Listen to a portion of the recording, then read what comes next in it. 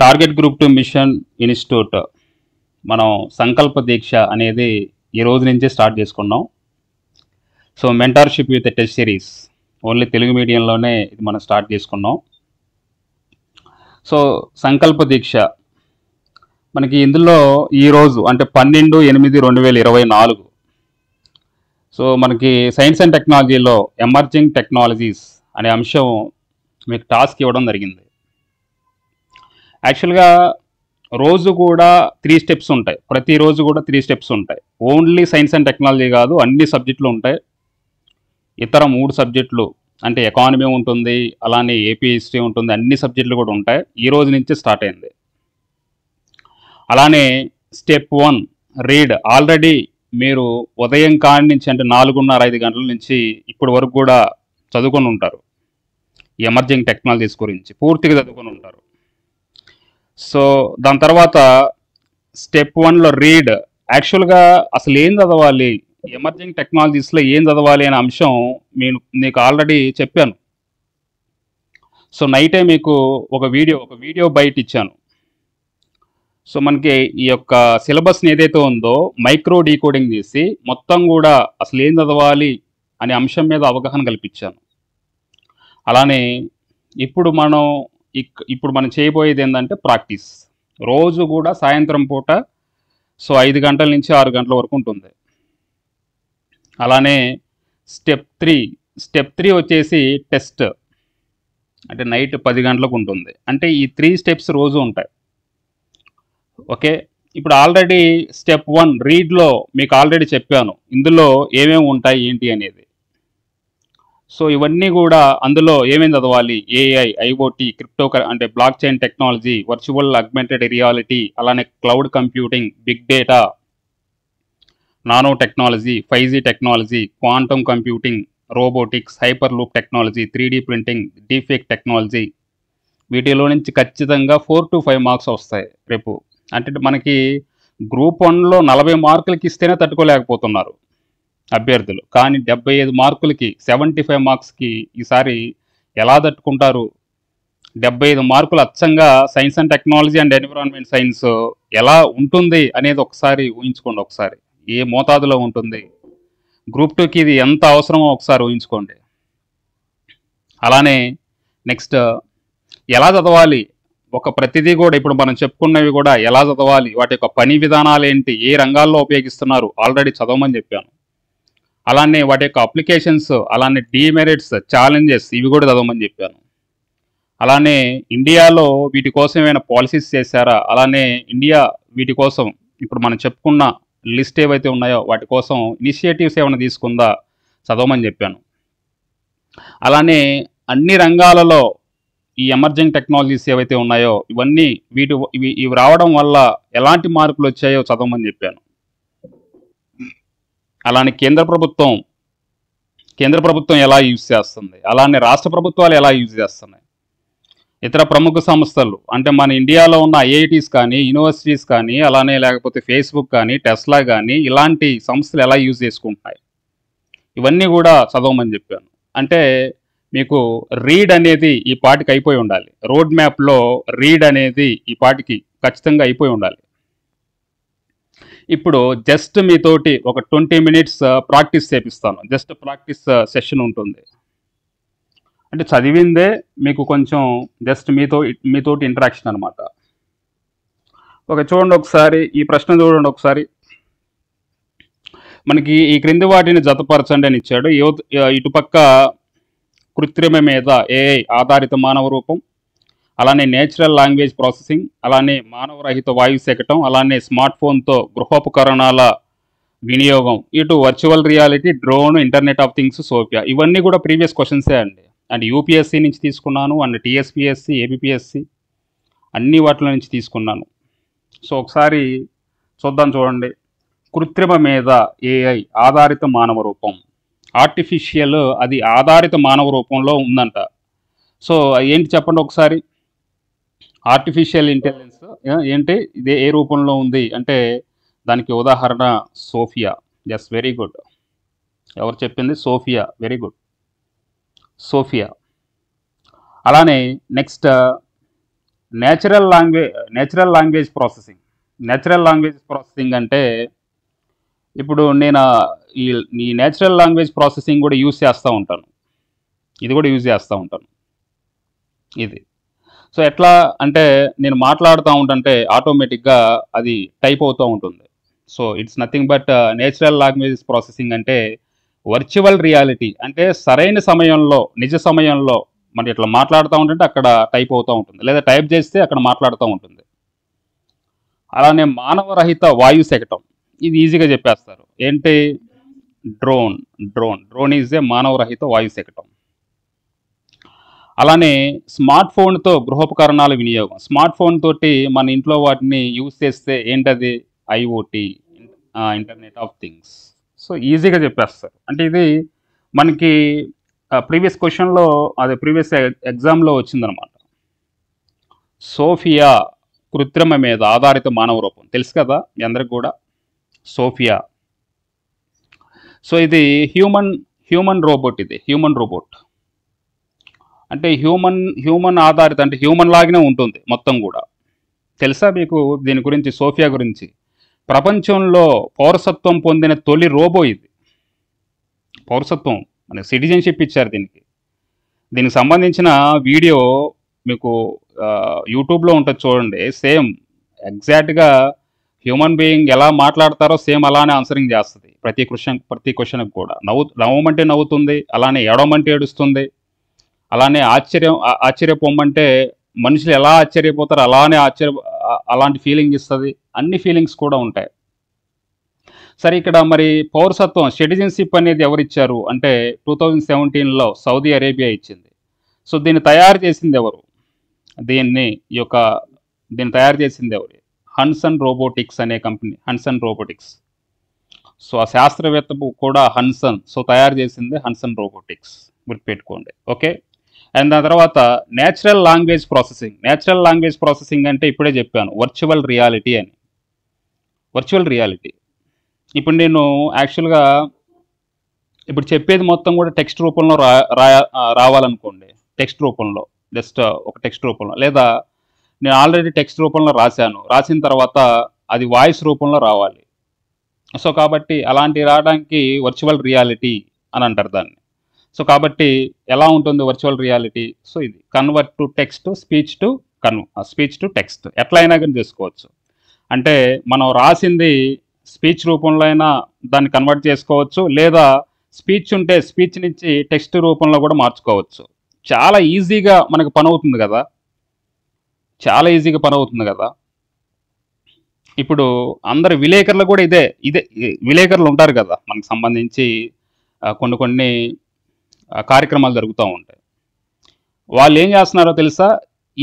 దీన్నే యూస్ చేసుకుంటున్నారు. జస్ట్ వాళ్ళు మాట్లాడుతూ ఉంటారు, ఇట్లా ఫోన్ ఇట్లా పెడతారు, పెట్టిన తర్వాత వాళ్ళ దగ్గర ఇట్లా పెడతారు, తర్వాత అది ఆటోమేటిక్గా టెక్స్ట్ రూపంలో కన్వర్ట్ అయిపోతుంది. ఎన్నాళ్ళు కూడా ఏం చేసేవాళ్ళు, ఈ మీడియా విలేకరులు మొత్తం కూడా వాళ్ళు చెప్తూ ఉంటుంటే పాపం టకటకటగా రాసుకునేవాళ్ళు. బట్ ఇప్పుడు అది అవసరం లేకుండా పోయింది. అలానే నెక్స్ట్ మానవ రహిత వాయు శకటం, అంటే అసలు మానవులు లేకుండా వాయు శకటం, అంటే ఒక విమానం లాగా. అదేంటిది అంటే డ్రోన్.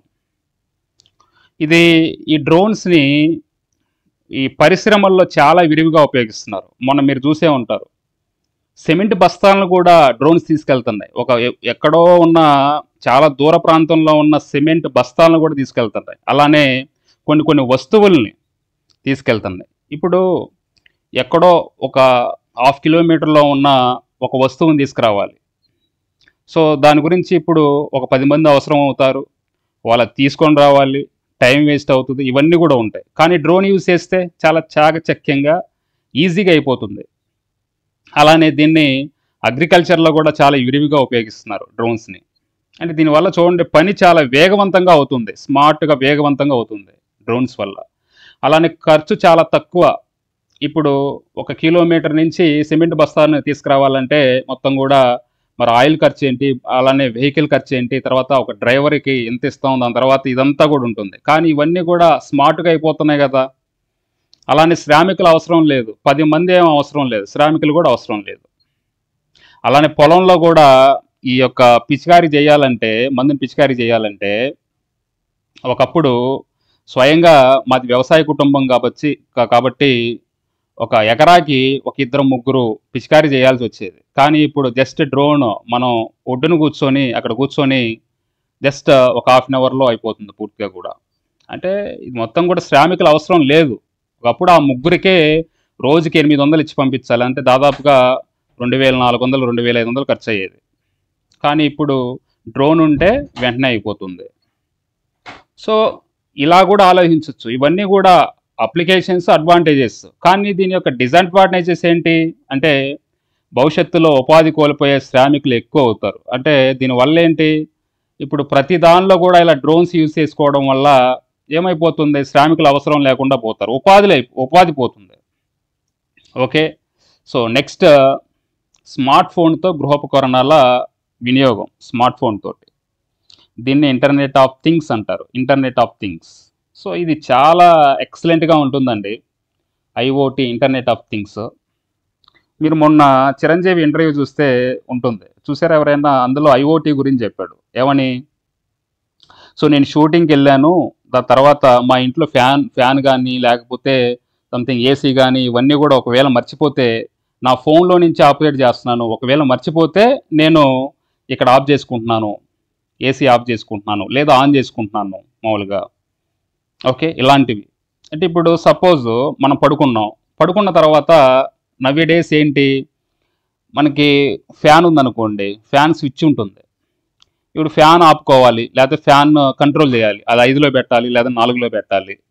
అలాంటప్పుడు మనకి నిద్ర అనేది నిద్రలో ఉన్నాం అప్పుడే వస్తుంది, పైకి లేచి అక్కడికి వెళ్ళి దాని తర్వాత ఫ్యాను దాన్ని కంట్రోల్ చేసి 5లో పెట్టుకొని వచ్చేసరికి మళ్ళీ నిద్ర అంటూ ఉండదు. అంటే మన కన్వీనియంట్ ఉండదు. సో కాబట్టి సింపుల్గా మన ఫోన్లోనే దాన్ని కంట్రోల్ చేసుకోవచ్చు, 5లో పెట్టుకోవచ్చు, 4లో పెట్టుకోవచ్చు. అలానే ఏసీ, అంటే వీటన్నిటిని కూడా కంట్రోల్ చేసుకోవచ్చు.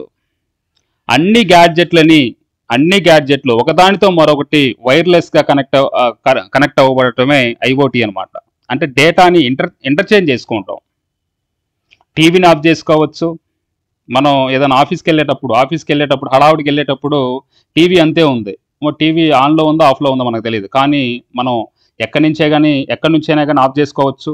అలానే ఏసీని ఆన్ చేసుకోవచ్చు, కంట్రోల్ చేసుకోవచ్చు, ఫ్యాన్ని ఆన్ ఆఫ్ చేసుకోవచ్చు. అలానే మ్యూజిక్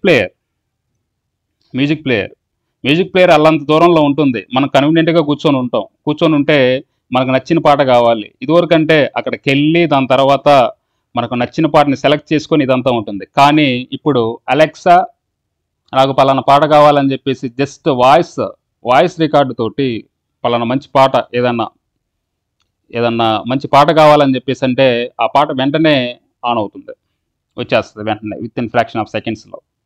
అంటే మన దగ్గర గ్యాడ్జెట్ ఉండాలి. అమెజాన్ అలెక్సా ఉందనుకున్న ఉదాహరణ అదే చెప్తున్నాను. అలానే వాషింగ్ మిషన్ కూడా పాపం ఆడవాళ్ళు చాలా ఇబ్బంది పడతారు.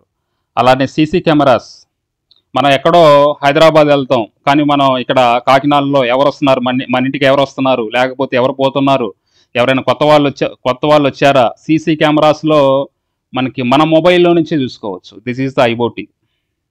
ఓకే, సో ఇవన్నీ కూడా మనం చూసుకోవచ్చు. సో జతపరచడం అంటే ఆ 4 చెప్పేసాను. తర్వాత నెక్స్ట్ చూడండి, 3D ప్రింటింగ్ క్రింది వాటిల్లో దేనిలో అప్లికేషన్లు కలిగి ఉంది? సో ఇది కూడా ప్రీవియస్ క్వశ్చనే ఇది కూడా. సో భవన నిర్మాణాలు, అలానే బయోనిక్ చెవుల తయారీ, అలానే ఆటోమేటిక్ పరిశ్రమ, అలానే పునర్నిర్మాణ శస్త్రచికిత్సలు.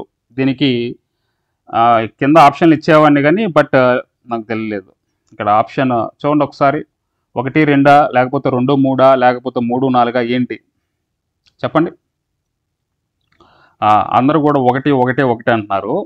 So that is not correct. So all of the above, 1, 2, 3, 4 అన్ని ఆల్ ఆఫ్ ద ఎబో. అన్నిట్లో కూడా 3D ప్రింటింగ్ యొక్క అప్లికేషన్ ఉంటుంది, అన్నిట్లో కూడా. ఓకేనా? సో 3D ప్రింటింగ్ అంటే ఏంటి?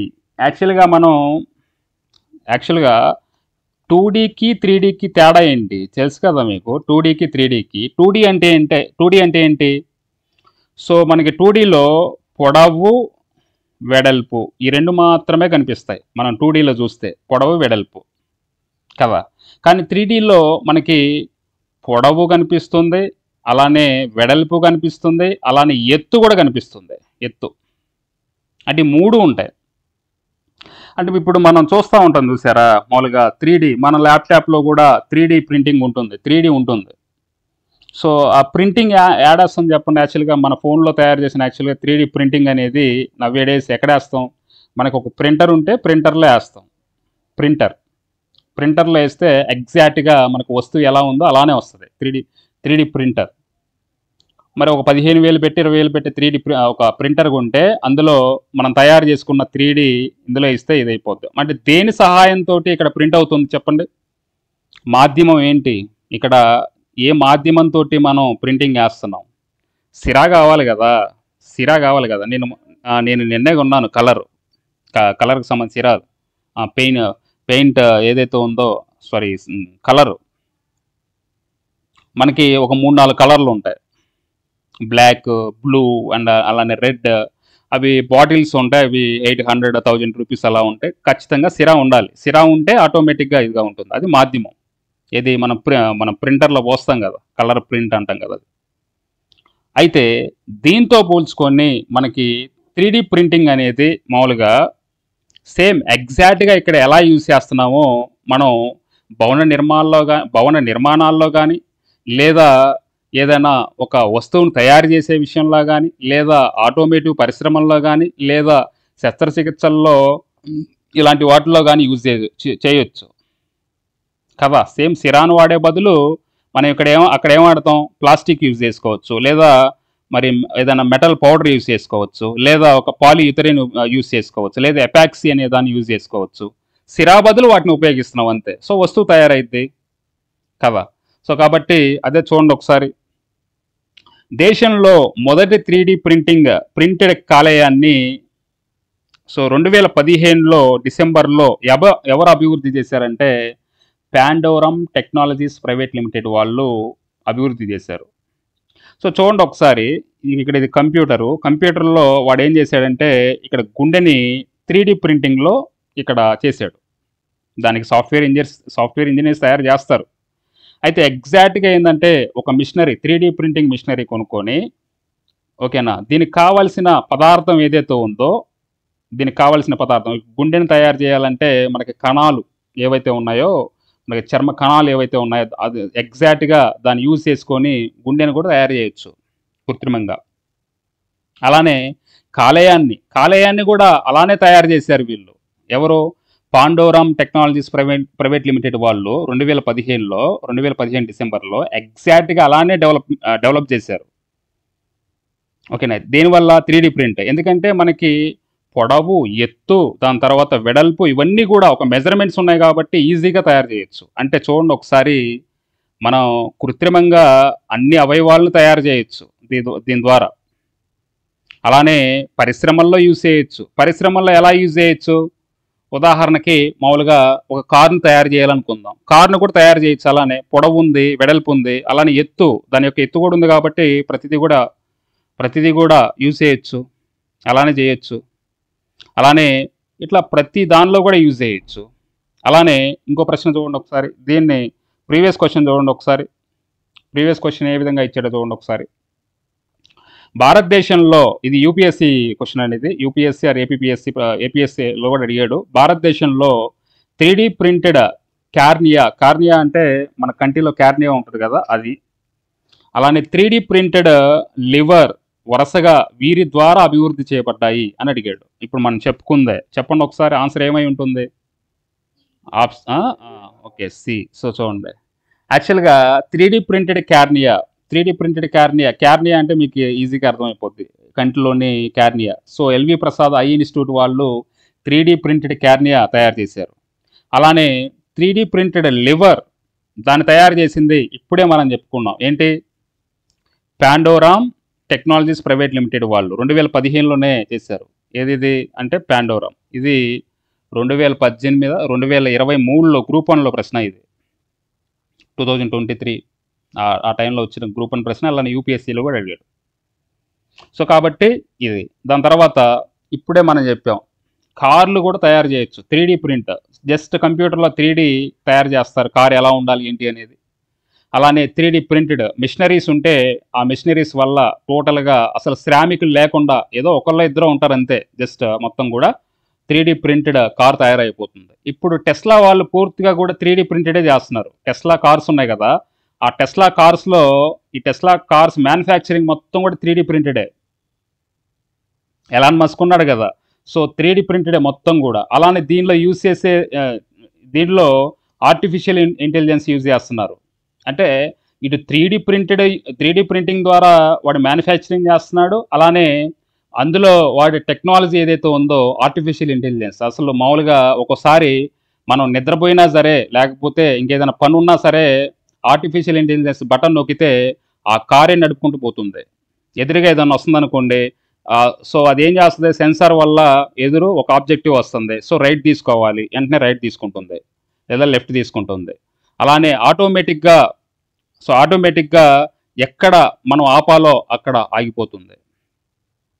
సో కాబట్టి ఇవన్నీ కూడా మనకి ఎమర్జింగ్ టెక్నాలజీ అనమాట దీనికి సంబంధించి. ఓకే, సో అలానే ఇప్పుడు మనం చెప్పుకున్నాం, దీన్ని పరిశ్రమల్లోనే కాకుండా హౌస్ ప్రింటింగ్ వర్క్స్లో కూడా యూజ్ చేస్తారు. అంటే భవన నిర్మాణాల్లో, పరిశ్రమల నిర్మాణాల్లో కూడా యూజ్ చేస్తున్నారు. ఎలా అంటే, సో ఇప్పుడు కంప్యూటర్లో మన ఇల్లు ఎలా ఉండాలి అనేది 3D సాఫ్ట్వేర్ బ్లూ ప్రింట్ అనేది ఉంటుంది. ఆటోమేటిక్గా సాఫ్ట్వేర్లు తయారు చేస్తారు. తయారు చేసిన తర్వాత దానిలో డేటా ఉంటుంది. సో ఆ డేటాని మనం robotic arm 3D concrete printer దానికి ఇస్తాం. పక్కనే సో 3D కాంక్రీట్ మిక్చర్ ఉంటుంది. అంటే మొత్తం కూడా ఇక్కడ యూజ్ చేసే మాధ్యమం ఏంటి, యాక్చువల్గా ప్రింటర్లో ఏం యూజ్ చేస్తాం, ఇంతకుముందే చెప్పాను, ప్రింటర్లో యాక్చువల్గా ఏం యూజ్ చేస్తాం, కలర్, అంతే కదా, కలర్ యూజ్ చేస్తాం. అది బ్లాక్ బ్లూ ఏదైనా కలర్ యూజ్ చేస్తాం ఎగ్జాక్ట్గా అది రావడానికి. ఇక్కడ ఏం యూజ్ చేస్తున్నాం, మన ఇల్లు కట్టుకోవడానికి కాంక్రీట్ యూజ్ చేస్తున్నాం, అంతే, కాంక్రీట్. సో కాబట్టి ఆ కాంక్రీట్ వల్ల మొత్తం కూడా ఎలా కట్టాలి ఏంటి అనేది, సో ఇదే ఇప్పుడు ఈ రోబో మొత్తం కూడా అదే పనిచేస్తూ ఉంటుంది. ఇప్పుడు దీనివల్ల యూజ్ ఏంటి, ఈ 3D హౌస్ ప్రింటింగ్ వల్ల భవన నిర్మాణం జరుగుతుంది కదా, దీనివల్ల యూజ్ ఏంటంటే చాలా తక్కువ రోజుల్లో నిర్మాణం పూర్తవుతుంది. చాలా తక్కువ రోజుల్లో, అది 10-15 రోజుల్లో, 20 రోజుల్లో, ఇలా చాలా తక్కువ రోజుల్లో అవుతుంది.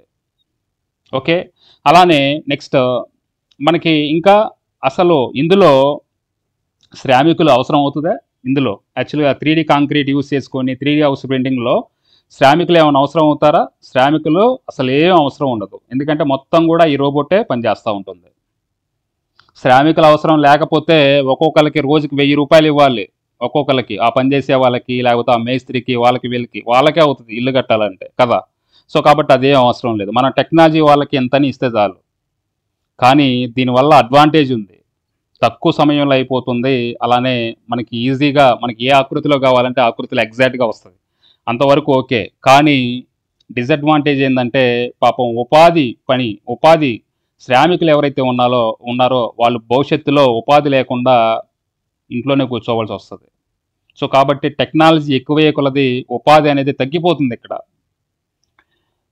సిద్దిపేట మీకు తెలుసా, ఇక్కడ 3D గురించి, 3D ప్రింటింగ్ గురించి చెప్పుకునేటప్పుడు మనం ఇక్కడ తెలుగు రాష్ట్రాల్లో సిద్దిపేట అంటే తెలంగాణ సిద్దిపేటలో ప్రపంచంలోనే మొదటి 3D ప్రింటింగ్ ఆలయం, ద మోస్ట్ ఇంపార్టెంట్. ఇది ఎగ్జాక్ట్గా నేను వస్తుంది అనుకుంటున్నాను, 75 మార్కుల్లో వన్ ఆఫ్ ద బిట్ అనుకుంటున్నాను. సిద్దిపేటలో, తెలంగాణలో ప్రపంచంలోనే, వరల్డ్లోనే మొట్టమొదటి ఆలయం, టెంపుల్ అనమాట, హిందూ టెంపుల్. సో కాబట్టి ఇది మోస్ట్ ఇంపార్టెంట్. ఓకే, ఇది 3D ప్రింటింగ్ గురించి, దీనికి సంబంధించి అందరికి అర్థమైందా? అంటే ఇక్కడ ఏమేం తయారు చేయొచ్చు అండి, నిర్మాణాలు తయారు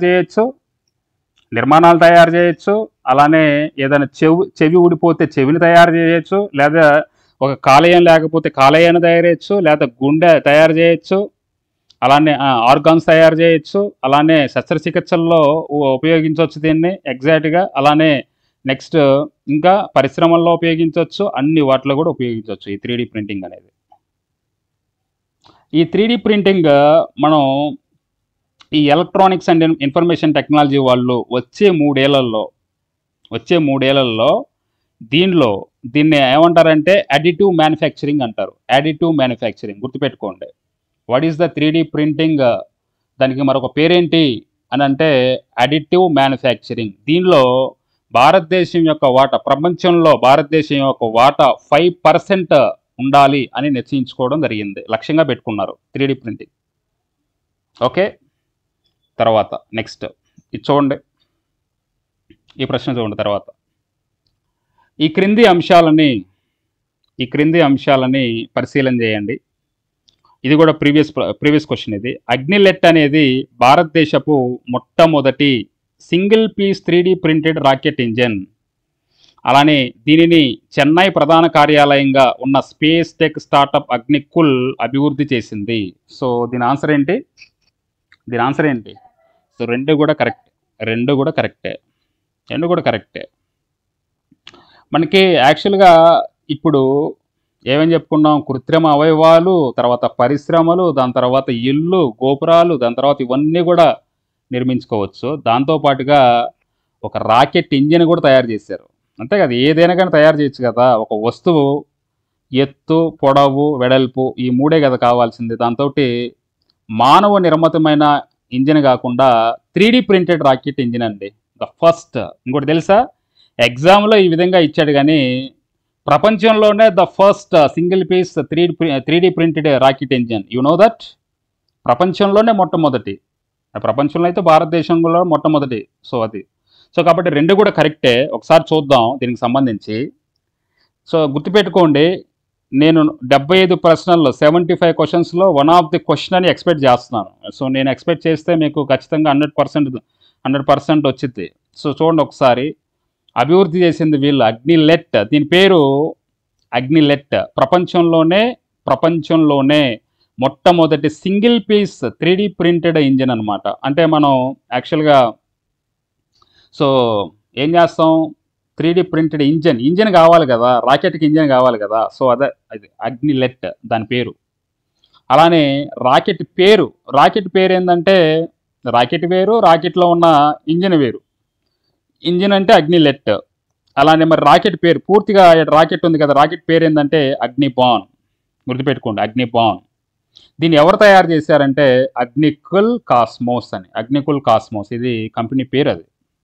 ఓకే, సో ఇది ఎగ్జాక్ట్గా గుర్తుపెట్టుకోండి, ద మోస్ట్ ఇంపార్టెంట్. క్లియర్? తర్వాత నెక్స్ట్ ప్రశ్న చూడండి. ఏ ఇండియన్ ఇన్స్టిట్యూట్ ఆఫ్ టెక్నాలజీ స్వదేశీ హైపర్లూప్ సిస్టమ్ అభివృద్ధి కోసం రైల్వే మంత్రిత్వ శాఖతో భాగస్వామ్యం కలిగి ఉంది? ద మోస్ట్ ఇంపార్టెంట్, చాలామంది చెప్తున్నారు ఇక్కడ. ఏంటి? IIT Madras. Very good, IIT Madras.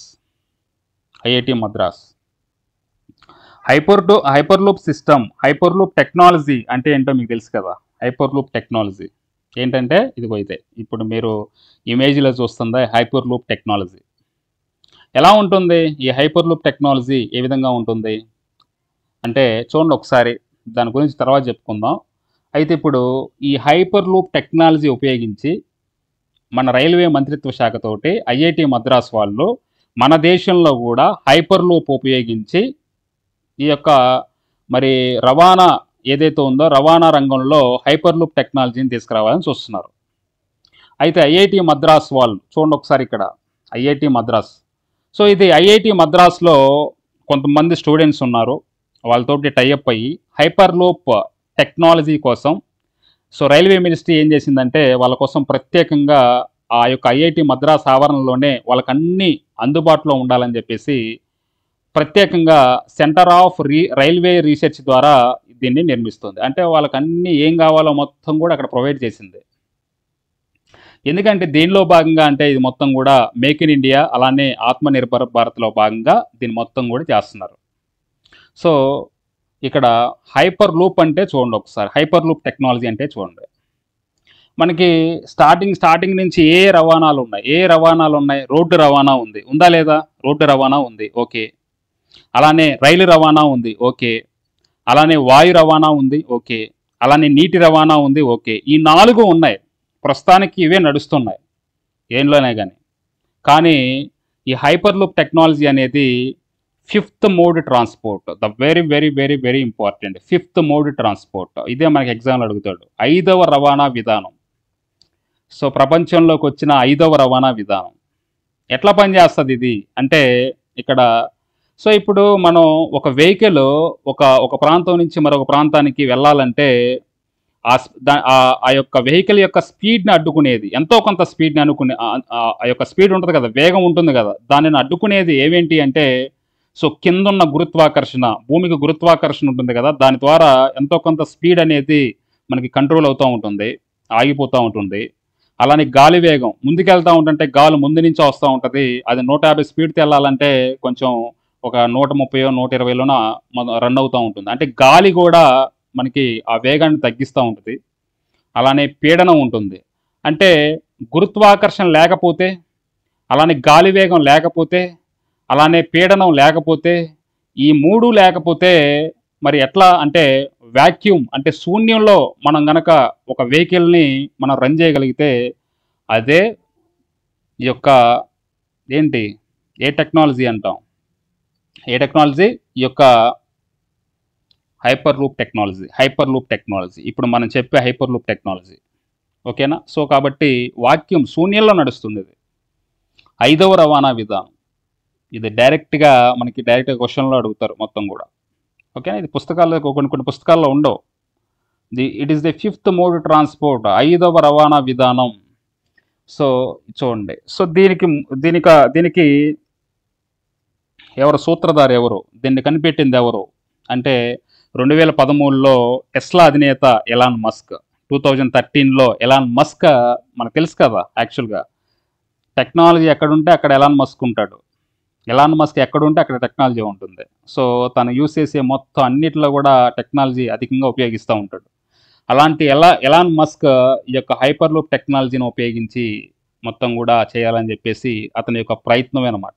అయితే హైపర్ లూప్ టెక్నాలజీ గురించి మనం చూస్తే ఇండియాలో మన భారతదేశం 2032-33 నాటికి ఇదిగో ఇక్కడున్న ఈ యొక్క నగరాలని కలిపే విధంగా అంటే ఒక హైపర్ లూప్ టెక్నాలజీ వేసి ముంబై నుంచి పూణే, అలానే చెన్నై నుంచి బెంగళూరు, ఢిల్లీ నుంచి చండీగఢ్, ఈ మూడు ఏవైతే ఉన్నాయో ఈ మూడు కూడా ప్రతిపాదితమైనవి ఇండియాలో 2032-33 నాటికి. అయితే ఇప్పటికే ముంబై పూణే స్టార్ట్ అయిపోయింది కూడా, ముంబై టు పూణే. ఇప్పుడు ఐఐటి మద్రాస్ వాళ్ళు అదే చేస్తున్నారు, ముంబై టు పూణే చేయాలని చెప్పేసి ప్రతిపాదితం. సో కేవలం యాక్చువల్గా 25 నిమిషాల్లోనే వెళ్ళాలి ముంబై నుంచి పూణే వరకు. అంటే దీనివల్ల ఏమవుతుందంటే ప్రయాణికులు చాలా వేగవంతంగా, సౌకర్యవంతంగా, చాలా స్పీడ్గా తమ యొక్క డెస్టినేషన్ చేరుకుంటారు. కేవలం ప్రయాణికులమే కాదు, పరిశ్రమల రన్ అవ్వాలన్నా కానీ చాలా స్పీడ్గా ఏదైనా వస్తువును పంపించాలన్నా కానీ విత్-ఇన్ ½ an hourలో వచ్చి పడుతూ ఉంటుంటే సో స్పీడ్గా తయారవుతుంది కదా. ఓకేనా? సో కాబట్టి ఇది చాలా ఉపయోగపడుతుంది. అందుకని చూడండి, అక్కడ ఇప్పుడే మనం చెప్పుకున్నాం ముంబై టు పూణే. సో ఇక్కడ ముంబై ఉంటుంది మీకు తెలుసు, ఇక్కడ పూణే ఉంటుంది. ఈ రెండింటిని కలపడం కోసం ఈ యొక్క హైపర్ లూప్ టెక్నాలజీని ఉపయోగిస్తున్నారు. This is the hyper loop technology. వాక్యంతో నడుస్తుంది పూర్తిగా కూడా, అంటే శూన్యంలో నడుస్తుంది. శూన్యం అంటే ఇంకేం అడ్డుండవు కదా, ఇంక మొత్తం కూడా గాలి వేగం అడ్డుండదు, దాని తర్వాత ఇంకేం అడ్డుండదు కదా, మొత్తం కూడా అలా పోతుంది. సో 25 minutes 25 నిమిషాల్లో పోతుంది అనమాట. ఓకే, తర్వాత నెక్స్ట్ క్రింది వాటిల్లో ఏ అంశంలో క్యూబిక్ అనే పదాన్ని ప్రస్తావిస్తారు? చెప్పండి.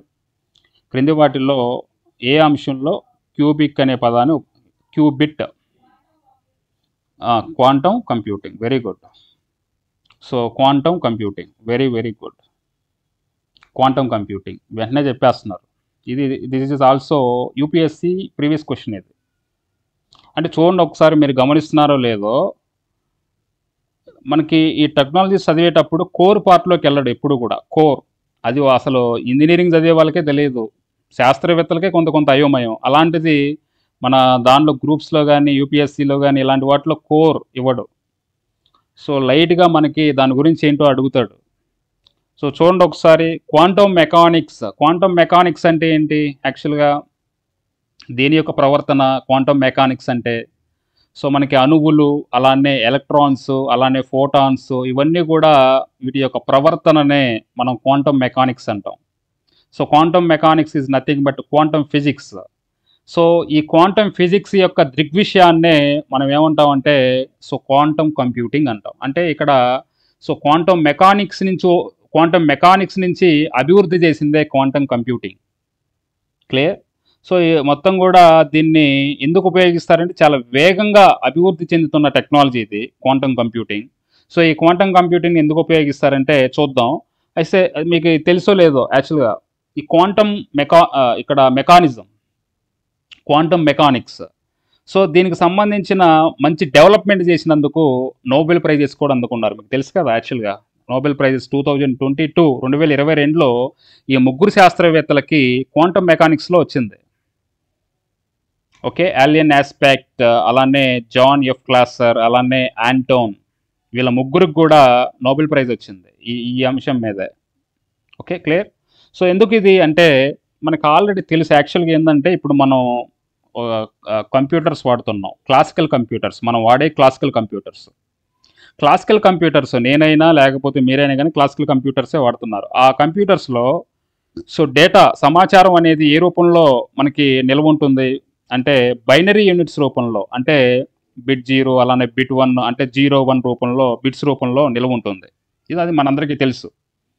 సో అలా కాకుండా క్వాంటమ్ కంప్యూటింగ్లో డేటా అనేది ఎలా ఉంటుంది, డేటా ఎలా నిల్వ చేయబడుతుంది అంటే quantum bit, the most important quantum bit. మామూలుగా కంప్యూటర్లో 0-1 బిట్ 0 బిట్ 1 అంటాం. సో వీటిలో క్వాంటమ్ కంప్యూటింగ్ కాబట్టి క్వాంటమ్ బిట్స్ ఉంటాయి. అంటే సో క్యూబిట్స్ 1 క్యూబిట్ 0 ఇలాంటి వాటిని ఉపయోగించి మనం డేటా నిల్వ చేయడానికి కానీ అలానే ప్రాసెస్ కానీ చేస్తుంది అనమాట ఈ క్వాంటమ్ కంప్యూటింగ్. ఓకే, గుర్తుపెట్టుకోండి, క్యూబిట్స్ అలానే క్యూబిట్ 0 ఇలాంటివి, క్యూబిట్ 1 క్యూబిట్ 2 అలా క్యూబిట్ 1 క్యూబిట్ 0 ఇలాంటివి అనమాట. సో క్వాంటమ్ కంప్యూటింగ్ ద్వారా వివిధ సమస్యల్ని అంటే ప్రాబ్లమ్స్ని విత్ ఇన్ సెకండ్లో సాల్వ్ చేస్తారు, పరిష్కరించవచ్చు. జస్ట్ 1 సెకండ్ అంతే, ఇంకా అంతకంటే ఉండదు. సో అలానే సీక్వెన్షియల్ ప్రాబ్లమ్స్ ఉంటాయి, కొన్ని సీక్వెన్షియల్ ప్రాబ్లమ్స్ ఉంటాయి కదా మనకి మ్యాథమెటిక్స్లో, అలాంటి వాటిని చాలా సమర్థవంతంగా అలానే వేగవంతంగా పరిష్కరిస్తుంది ఈ క్వాంటమ్ కంప్యూటింగ్లో. అలానే ఆల్గరిథమ్స్ ఉంటాయి, ఆల్గరిథమ్స్ క్యాలిక్యులేషన్స్ కూడా విత్ ఇన్ సెకండ్స్లో చేస్తుంది, అలానే ఈజీగా చేస్తుంది. సో ఇది క్వాంటమ్ కంప్యూటింగ్ అనమాట. ఓకే, తర్వాత నెక్స్ట్ చూడండి. ఏప్రిల్ 5, 2019 5G నెట్వర్క్ని ఆవిష్కరించిన ప్రపంచంలోనే మొట్టమొదటి దేశం ఏది? ఏంటి అవ్వండి. ఏప్రిల్ 5, 2019 5G నెట్వర్క్ ఏదైతే ఉందో దీన్ని ఆవిష్కరించిన ప్రపంచంలోనే మొదటి దేశం ఏది? ఈజీగా చెప్పేస్తారు, దక్షిణ కొరియా, సౌత్ కొరియా అండి, సౌత్ కొరియా. ఓకేనా, సౌత్ కొరియా. ఇక్కడ చూడండి, దీని గురించి చెప్పుకుందాం దీని గురించి. So the digital trends, the launch of 5G in south Korea. 5G ఇక్కడ దీని గురించి మీకు చెప్తున్నాను చూడండి. యాక్చువల్గా 5Gని ఎప్పుడు అమలు చేశారు చెప్పండి? 5Gని ఎప్పుడు అమలు చేశారు? 5G ఏదైతే ఉందో ఈ 5Gని ఎప్పుడు అమలు చేశారు? 2019 ఏప్రిల్. ఇప్పుడే మనం చెప్పుకున్నాం కదా, 2019 ఏప్రిల్ మంత్లో దీన్ని అమలు చేసింది ఏది? దక్షిణ కొరియా. ఫస్ట్ అమలు చేసిన దేశం దక్షిణ కొరియా. అయితే ప్రయోగాత్మకంగా చేశారనమాట 2019లో. 2020 నుంచి పూర్తిగా అమల్లోకి తీసుకొచ్చారు ఏది? 5Gని దక్షిణ కొరియాలో. అయితే 5G అంటే మనకి ఎలా ఉంటుంది అంటే 5Gలోనే మనకి ఎలాంటి టెక్నాలజీ ఉంటుందంటే అల్ట్రా ఫాస్ట్ ఇంటర్నెట్ అండి. అల్ట్రా ఫాస్ట్ ఇంటర్నెట్ అంటే మనం అసలు దాన్ని కని వినియరగానే అంత ఫాస్ట్ అనమాట, అల్ట్రా ఫాస్ట్ ఇంటర్నెట్. అలానే ఏదైనా మల్టీమీడియాని వెంటనే ట్రాన్స్ఫర్ చేయొచ్చు. అలాంటి జస్ట్ ఇక్కడ మనం ఏదైనా ఒక వాట్సాప్లో ఏదైనా వీడియో పంపించాలంటే కనీసం ఒక 2 minutes 3 minutes అయినా తీసుకుంటుంది ఇప్పుడు 4Gలో. కానీ 5Gలో చూడండి విత్ ఇన్ సెకండ్లో పోద్ది అంతే, విత్ ఇన్ సెకండ్ అంతే. ఎందుకనంటే దీని యొక్క స్పీడ్ ఎంత ఉంటుంది? 5G యొక్క స్పీడ్ ఎంత ఉంటుంది? దీని యొక్క స్పీడ్ ఎంత ఉంటుందంటే 10 Gbps. 10 Gbps అంటే ఒక సెకండ్కి 10 GB, ఒక సెకండ్కి 10 GB. ఇంకా అది వేరే లెవెల్లో ఉంటుంది. అంటే దాదాపుగా 4G కంటే ఒక 50-100 రెట్లు వేగవంతంగా పనిచేస్తుంది. ఓకే, మరి ఇది మీకు క్వశ్చన్కి తగ్గట్టుగా ఉంది. అలానే ఇప్పుడు నా ప్రశ్న ఏంటంటే భారతదేశంలో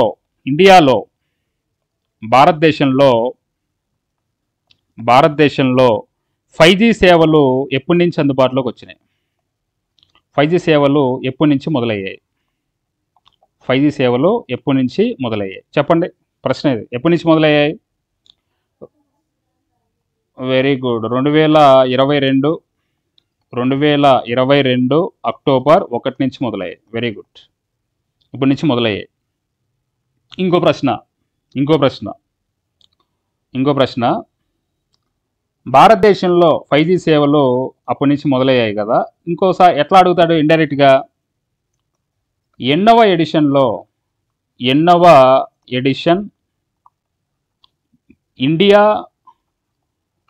ఇండియా మొబైల్ కాంగ్రెస్ సమావేశంలో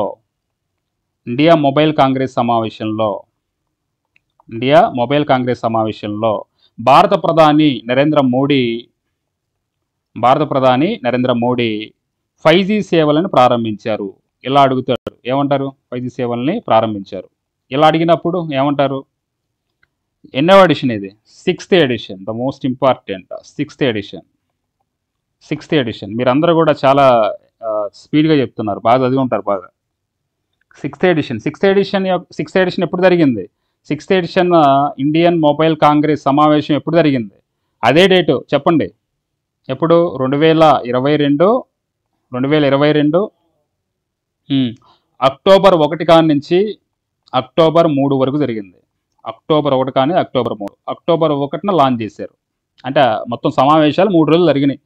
అక్టోబర్ 1, అక్టోబర్ 2, అక్టోబర్ 3 మూడు రోజులు సమావేశం జరిగింది. అక్టోబర్ 1 మొదటి రోజే నరేంద్ర మోడీ గారు వచ్చి 5G సేవల్ని నేను స్టార్ట్ చేస్తున్నానని చెప్పేసి ఇనాగ్రేషన్ చేశారు.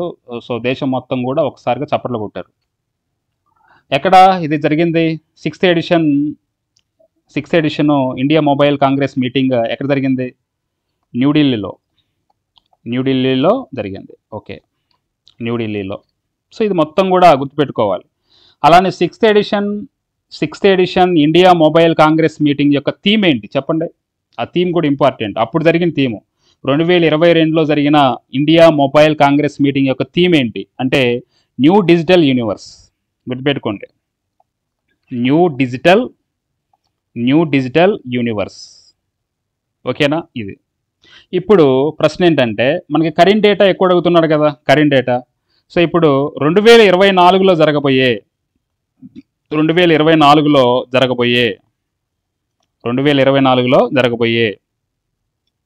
ఈ యొక్క ఇండియా మొబైల్ కాంగ్రెస్ మీటింగ్ ఏదైతే ఉందో ఇది ఎప్పుడు జరగబోతుంది? ఇది ఆల్రెడీ డేట్ కూడా ఇచ్చారు. ఎప్పుడు జరగబోతుంది? 2024లో. గుర్తుపెట్టుకోండి, 15th అక్టోబర్ నుంచి 18th అక్టోబర్. సో 2024 ఈ డేట్ని జరగబోతుందని ఆల్రెడీ మొన్ననే ఒక 10 days బ్యాక్ డేట్ ఇచ్చారు. ఎక్కడ అంటే ఇది కూడా న్యూఢిల్లీలోనే. అయితే ఇది ఎన్నో ఎడిషన్ అవుతుంది? 2024లో అంటే ఎన్నో ఎడిషన్ అవుతుంది? ఇది ఈజీగా చెప్పేయచ్చు. ఎన్నో ఎడిషను? ఏమండి, 2022లోది 6th ఎడిషన్ అయితే ఇది ఎన్నో ఎడిషన్ అవుతుంది?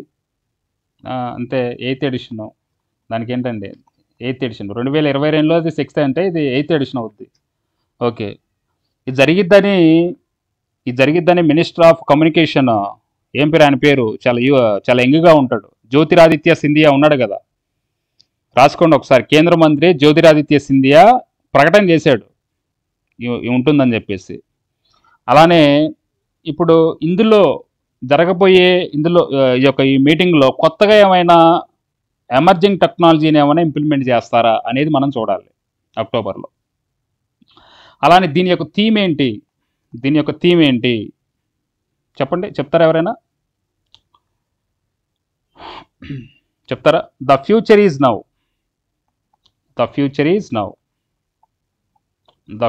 నౌ. సో మనకి థీమ్ అనేది మోస్ట్ ఇంపార్టెంట్ అడుగుతూ ఉంటాడు. The future is now. So ఇవన్నీ కూడా మనం నేర్చుకుంటూ ఉండాలి.